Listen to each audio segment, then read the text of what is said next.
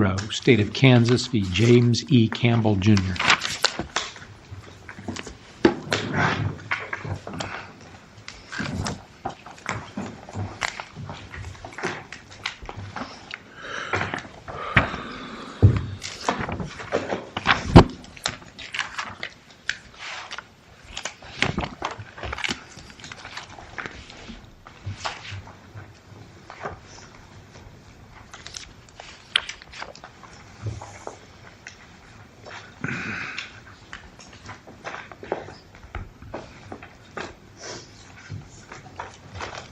All right, I had a little pile there. May it please the Court, Patrick Dunn, Deputy Appellate Defender, here today on behalf of James Campbell. May I please have 3 minutes for rebuttal? 3 minutes is granted. This appeals from the denial of Mr. Campbell's motion to suppress and subsequent bench trial. The primary issue, as I see it, is whether an officer can enter a house without a warrant after creating unreasonably dangerous circumstances. Or, specifically, is it reasonable to cover a peephole in an attempt to force the occupants of an apartment to open the door? Before I get into the issue, the Court of Appeals refused to really address it based upon the contemporaneous objection rule, which really threw me for a shock when I got the opinion. The district court specifically addressed this question. This was something the defense counsel in their motion to suppress addressed on pages 82 to 87. It was a motion to reconsider was also filed. This was addressed both at the suppression hearing by defense counsel, by the state, and by the district court in making its ruling. The district court just said, I am not going to, really didn't address so much, kind of glossed over and said, I don't care that he put his hand over the door. What really matters is just the fact that the defendant came to the door with a gun, not the fact of why he came to the door with a gun. So I just don't understand, frankly, how they could say this wasn't something that was contemporaneously objected to when it was specifically raised before trial, at trial, through an entire motion to reconsider, and more evidence was heard, which is exactly so. The reason we talk about for the contemporaneous objection is that it can be addressed again at trial. This was addressed and preserved. A quick review of the facts. The officer was called to the apartment complex because of an automobile noise complaint. Stereo was too loud, I guess. Officers walked the cars identified to one of is being owned by someone that lives in the apartment complex on the third floor. The only way to get to this third floor apartment is a stairwell. And the only point of ingress and egress to this apartment is on that third floor. Officer walks up the stairs, smells some marijuana, door's closed, he can't see inside, no windows to see inside, so he decides, I want to see if I can smoke these guys out. So he covers the peephole to the door. This is the only way that anyone that is inside the house or apartment can see outside, and knocks on the door. This isn't a case of a knock and announce, not going to talk. He doesn't say he's an officer.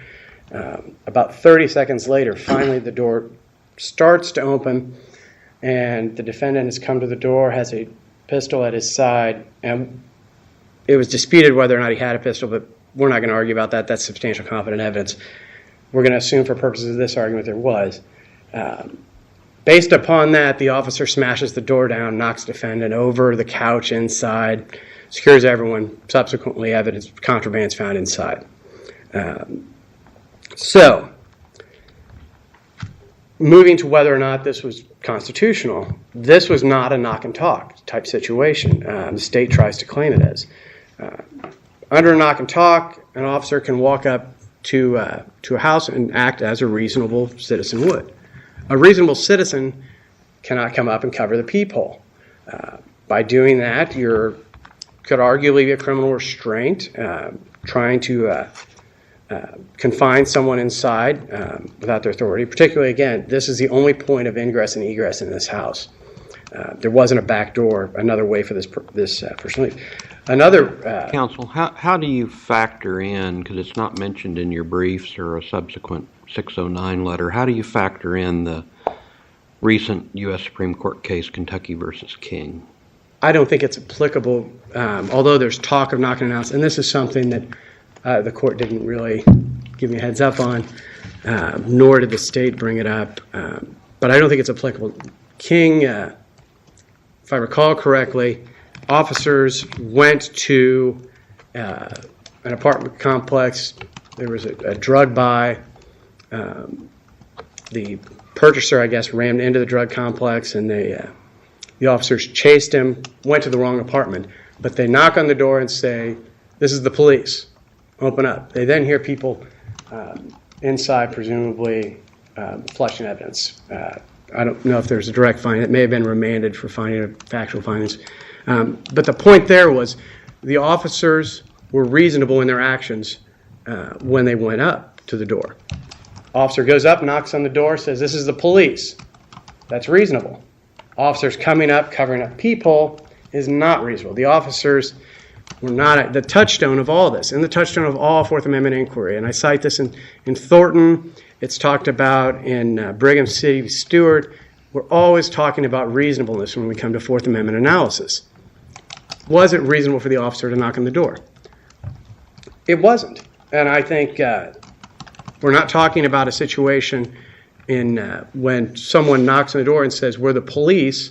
If the respondents inside happen to start to give evidence of destructive evidence, that's reasonable. The officers did not they weren't unreasonable in knocking on the door. King seems to say that police-created exigencies are not an issue unless the officer violated the Fourth Amendment or threatened to violate the Fourth Amendment. Would you agree with that, first of all? I think that is more of a keynote type summary of how it's been interpreted because of the broad language of King. I think King specifically said, were the actions of the officers reasonable? And then they said they didn't violate the Fourth Amendment. But even if you step back, in this case, what is the authority the officer has to walk up to the house? The authority is under knock and talk. What makes knock and talk reasonable? When you go up and act like a reasonable citizen. By going up and covering the peephole, you pulled yourself out of reasonableness. You pulled yourself out of knock and talk. You're not knocking and talking once you cover that. Once you, if the officer had said, "We're the police," you look at any of the cases in Kansas, Kermode, I think probably just butchered that, Fisher, Dwyer, they're cited in passing in my brief just about knock and talk. They're all generally smell marijuana type cases when you go up and knock on the door. So your argument is the officer didn't even have the ability to walk up to the door. He had the ability to walk up, but once he covered it, then he was not appropriate. He could walk up and knock. And if he could knock, and if he said, "This is the police," when it ceased to be reasonable is when he covered that peephole. Why? Because it created a dangerous circumstance. With knock and talk, what makes it reasonable is a regular citizen could do that. Could a regular citizen go up and cover the door? If that person inside, if you're committing a crime when you do it, no, you can't. And potential crimes that I started to cite, your criminal restraint, potentially a criminal threat. Someone could feel terrorized by that. It could be taken as a communication by covering that up. That's not okay for a citizen. The Walters case that I cite says it plainly, what a reasonable, respectful citizen would do. Would a reasonable, respectful citizen come up and cover the peephole of the only point of ingress and egress when there's no windows? No. Now the state says, well, this could be a joker. The other point I wanted to bring up is that's a really dumb joke. That's a good way to end up dead. The legislature in this state has made clear that gun owners' rights really have become paramount here. Now, what if, we'll throw the hypothetical out, someone had called the apartment an hour before and said, "I'm coming over with a gun in an hour. You've made me mad," whatever it is. And an hour later, that is when this happened to happen. Would it be reasonable for him to come to the door with a gun? You bet. You have the right to defend yourself and your property. Now, can the officer just negate those rights? You have absolute Second Amendment rights. You have rights under statute in Kansas to do this. An officer can't just neutralize those rights on his own just because he happens to be an officer. this is just, it's horrible policy. And we know. Is there any law that says you can't use officer safety if the officer creates the unsafe circumstance? I mean, getting away from the exigency exception and that you can't create that. My understanding is that was part of the basis here is officer safety. Once he saw the gun, Judge Wilson says he saw the gun, then officer safety's in play. But I'm not aware of any cases where we or the U.S. Supreme Court or anyone has said officer safety cannot be used if the officer creates the unsafe environment. I'm going to be honest with you. I spent so many hours because I can't believe this circumstance hasn't come up somewhere before. But of all the hours of searching I did on Westlaw, I found nothing. And I guess because it seems obvious that this is so dumb on the part of an officer and so unreasonable. An officer has no business. I mean, is it always unreasonable to cover up the peephole on a door for an officer? Yes. Is it always unreasonable? Well, if he announced that he was the police, no. But that on its own, to knock on the door and cover the peephole, yes, that is wholly unreasonable at all times. We don't all live in Hallbrook. I suppose there's a difference, but nothing requires an officer or any ordinary citizen to be within the view of the peephole. No. He could have stood to the side. He could have done that. But that's something different. That's not... I agree. There's a distinction, but... And a major one. If you happen to be standing a little bit over to the side, and I don't want to get too far in the wings, that's not actively disguising yourself. You are actively disguising yourself by covering up that peephole. Well, the difference is the perception from inside. Right. If you look through the peephole and it's black and you can't see out, that is an red flag indicator. Something may be amiss. Whereas if you look out and you see your normal view, but there's no one that you see, it's a whole different impression given to the occupant of the house. Is basically what you're arguing. Exactly. It's an active. Someone's actively hiding themselves, and there's no question when it's covered. It has the potential for menace. Exactly. That's what I mean. That's why my statement about criminal threat. It's potentially terrorizing or threatening. This point of, this isn't vicarage down in Wichita. Not every place is vicarage. Not every place is, Hallbrook or Mission Hills in Kansas City. There's a lot of dangerous neighborhoods out there. And people, when someone comes to your door in a rough neighborhood, or any for that matter, disguises themselves, you're pretty reasonable. There might be something dangerous about to be happen, and you have the right to bring a gun in Kansas. I'm out of time, so the only quick thing I wanted to say was this isn't an emergency doctrine situation at all. I don't know if the state was just mislabeling its argument, but you need to have someone who's hurt or in some type of trouble needing assistance, and no one needed assistance, so that doctrine's not applicable. So, do we have any questions of counsel? Any further presentation? All right, thank you. Thank you.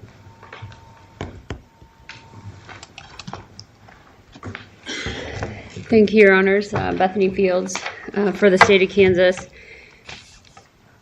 One thing that I realized, and I apologize, sitting here preparing this morning, was that there is no evidence that the defendant looked out the peephole or knew that it was covered.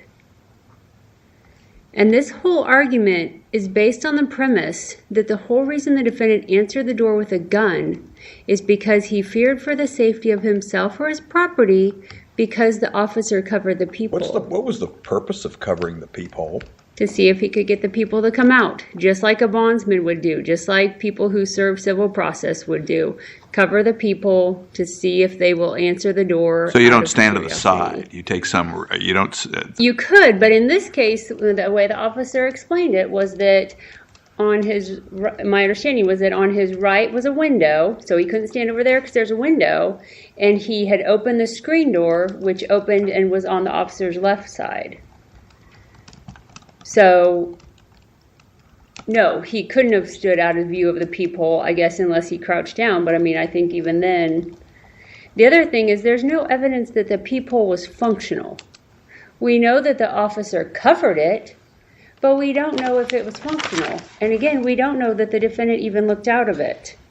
So I think that, well, we spent a lot of time talking about, you know, the defendant had a right to come to the door because he was scared about his life or property. There's no evidence of that because the defendant didn't testify. But the question isn't what the defendant thought, is that it's whether the officer's conduct was reasonable. Was reasonable. Or if you accept the other reading of the U.S. Supreme Court case, whether the officer's conduct either violated the Fourth Amendment or threatened to do so.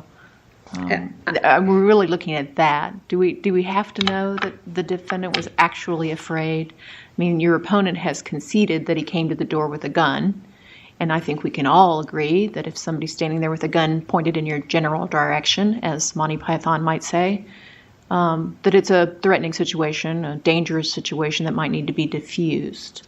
By the officer? Yes, I think we all know Right. that. But I think the question is, was the officer's behavior such that that he created the situation, and then if he created the situation, does he get to... But we're saying he created the situation because the defendant responded to the officer's action by bringing a gun to the door. And we don't know that the defendant knew the peephole was covered. But isn't the point that in Fourth Amendment analysis we usually look at it from an objective standpoint, not a subjective standpoint? And you're asking us to look at a subjective framework. Right. Well, yes, that's true. I don't think, though, that the officer's action was necessarily unreasonable. Was it best practice? Probably not. As Justice, is it Biles, I believe, had asked, is it always unreasonable to cover a peephole? And no, it's not always unreasonable to cover a peephole. If you have a known, husband and wife who they're always getting in domestic feuds, and you have some information that he's in there and has just battered her, or they're both in there, and that there's an active domestic battery going on, you may use the other doctrines and be banging, announcing police and all that. But an officer may decide, you know what, I just want him to come to the door. I just want him to answer the door. I'm going to pretend like we don't know what's going on in the house. And so the officer may cover the peephole. I don't know that this is the best analogy, but I mean, I can see where there's situations where you don't want the person inside to know that you're an officer, maybe because you're going to serve them with an arrest warrant. And so you cover the peephole and get them to answer the door. But that's a different circumstance here. We're talking about the knock and talk is... okay, it's not a detention, right? Now, if you cover the peephole and block the door, and where somebody can't get out, it's potentially a detention, right? But anyway, the point of the knock and talk not being a detention is because what a reasonable, respectful citizen would do, an officer can do also, without implicating the Fourth Amendment. But the scenarios you're giving, coming to a domestic dispute, coming to serve a warrant, all of that has nothing to do with the knock and talk not being subject to the Fourth Amendment.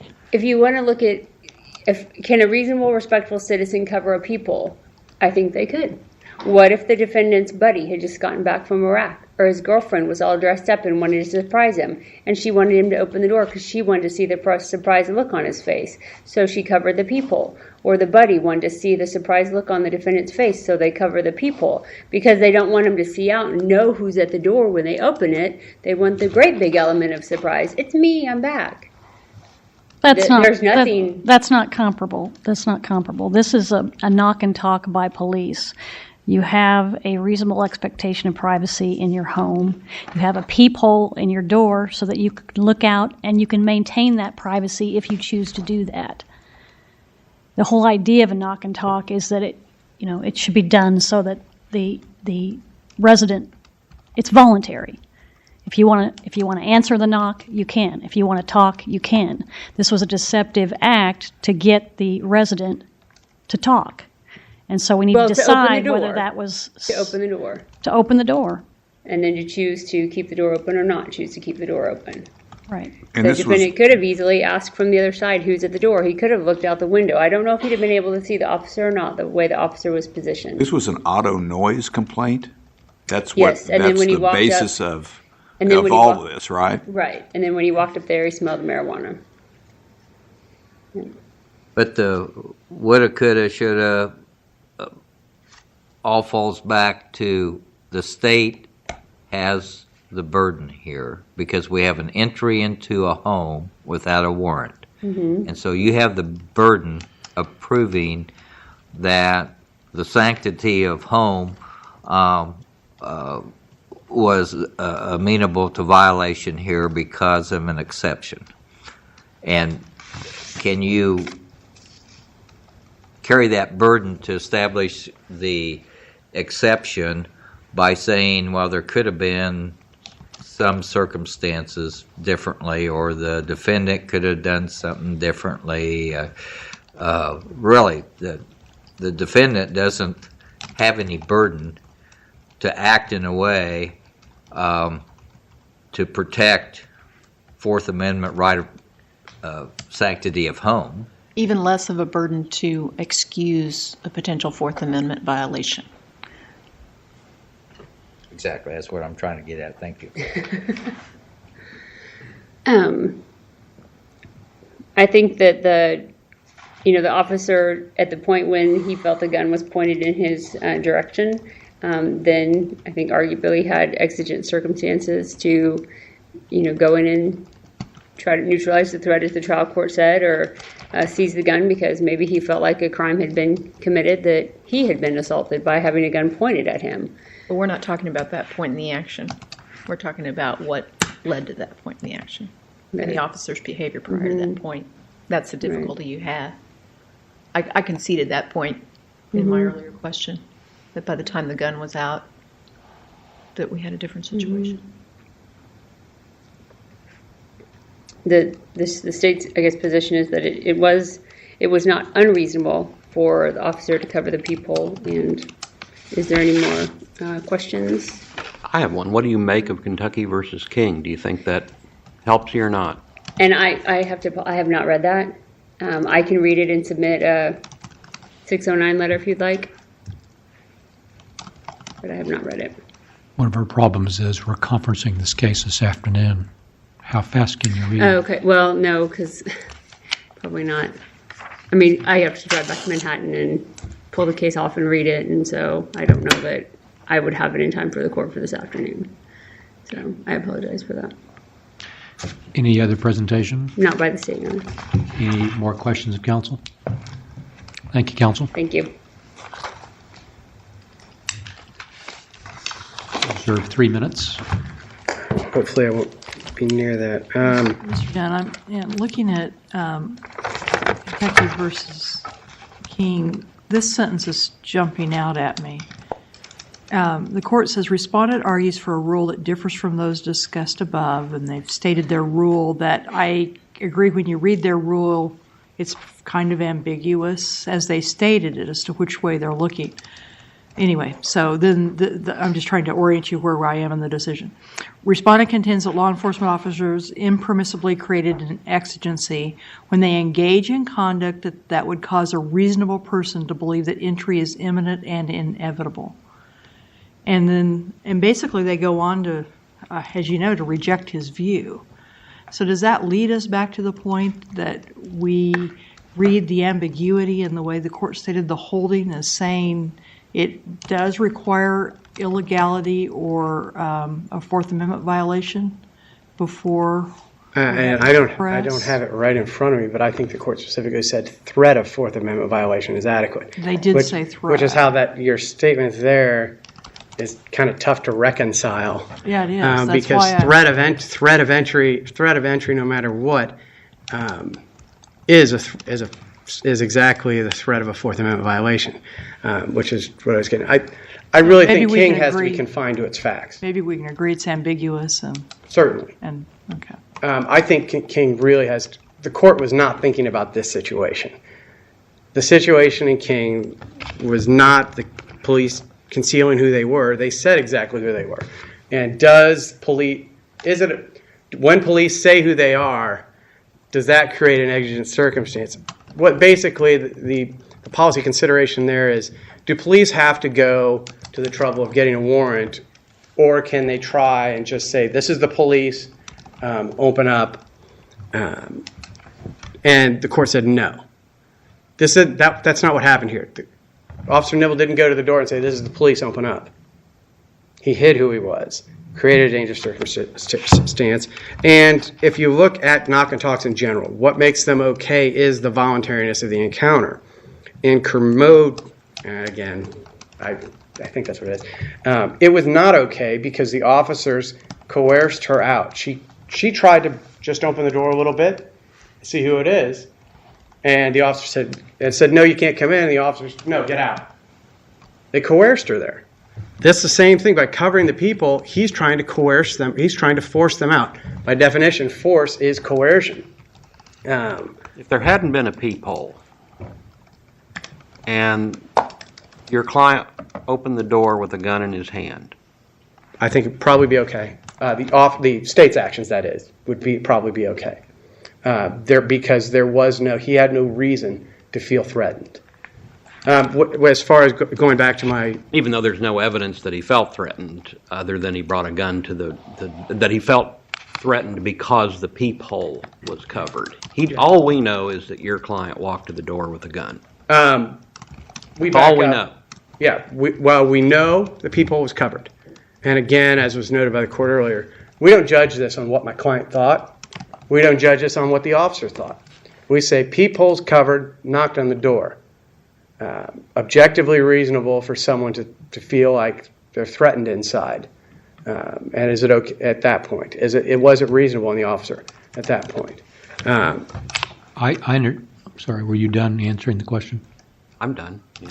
Okay. I understood the state's position was there was no evidence that your client was even aware that the peephole was covered. Excuse me? My understanding, the state's argument is that your client was not even aware that the peephole was covered. My client didn't, if I recall, he didn't testify. Part of the defense below was that he didn't have a gun, and when he came to the door, and I think the state would try and act as, is trying to take advantage of that. I don't recall exactly. I don't think he said one way or the other that I knew the peephole was covered. I just think that wasn't in evidence below. I remember that they had the reason. Part of the motion to reconsider was the other person was there saying, testified to the contrary, that there wasn't a gun, or he didn't see a gun. And the court ultimately found he was just watching football and didn't see one way or the other. But that wasn't an issue that was contested below and is irrelevant. Again, we get back to objectiveness. When someone covers a peephole, is that reasonable or not? And particularly in this state, where the legislature's made clear about gun rights. I mean, after this court said, well, a threat won't fall under your gun rights to your house, the legislature immediately turns around and said, oh yes it does. We'll change the statute. That's what we meant it to do. The legislature's made clear gun rights in this state are, for better or for worse, that's the policy they've decided. Now, if we go telling officers it's okay to create these dangerous situations, we're going to end up with officers, defendants, or even worse, innocent victims where an officer went to the wrong house are going to end up dead. You can't have a gun, a law, a statute permitting this to defend yourself if you can't go to the door with a gun. Otherwise, how do you go to the? You go to the door. The threat's there. You run back to your room and get your gun and come back out. it's just not practical. And for better or for worse, this is a horrible policy in this state. It's not reasonable, and frankly, this case just needs to be reversed to prevent future things like this from happening. All right. Any further questions of council? I see none. Thank you. Thank you both for your arguments this morning. Court will take this matter under advisement. That concludes this morning's docket. The court is in recess until 9 o'clock tomorrow morning.